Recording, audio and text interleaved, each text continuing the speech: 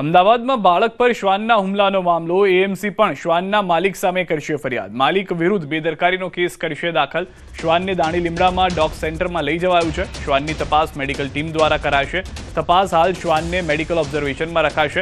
શ્વાનનું registration August મહિનામાં થયું હતું। જે જાણકારી મળી રહી છે તે પ્રમાણે શ્વાન જે છે તે એક બાળકને પોતાનો શિકાર બનાવી ચૂક્યો। હાલમાં જે જાણકારી છે તે પ્રમાણે બાળકને સારવારમાં રાખવામાં આવ્યો। તેની હાલત જે છે તે સ્થિર છે, પરંતુ તે ઈજાગ્રસ્ત થયો છે।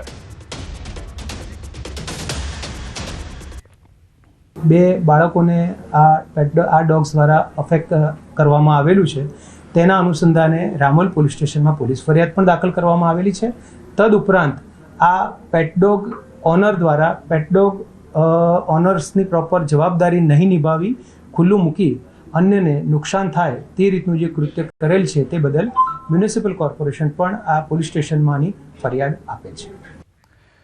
સુરત અને અમદાવાદમાં ડોગ બાઇટની વધતી ઘટનાઓને લઈને કોંગ્રેસે તંત્ર પર આકરા પ્રહાર કર્યા। કોંગ્રેસ પ્રવક્તા ડોક્ટર પાર્થિવરાજસિંહ કઠવાડિયાએ નિવેદન આપ્યું કે સમગ્ર દેશમાં શ્વાન કરડવાની ઘટનાઓમાં ગુજરાત ત્રીજા ક્રમે છે।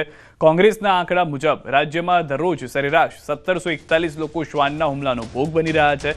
તેણે આક્ષેપ કર્યો કે રસીકરણ અને ખસીકરણની પ્રક્રિયામાં ભારે ભ્રષ્ટાચાર થયો છે, જેના કારણે પરિસ્થિતિ નિયંત્રણથી બહાર જઈ રહી છે। ગુજરાત સરકારની ઉદાસીનતા સામે આવી છે અને આવી ઘટનાઓને ગંભીર ગણાવી કોંગ્રેસે તાત્કાલિક પગલાં લેવાની માંગ કરી છે।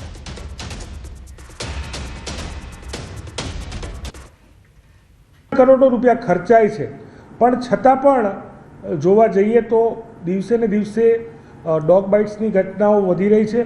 મને એવું લાગે છે કે આમાં ખૂબ મોટા પ્રમાણમાં ભ્રષ્ટાચાર થઈ રહ્યો હોય, જ્યાં જે કહી શકાય કે ડોગ્સને રેબીઝના પ્રોપરલી ઇન્જેક્શન્સ કે વેક્સિનેશનની જે પ્રોસેસ છે એ સંપૂર્ણ કરવામાં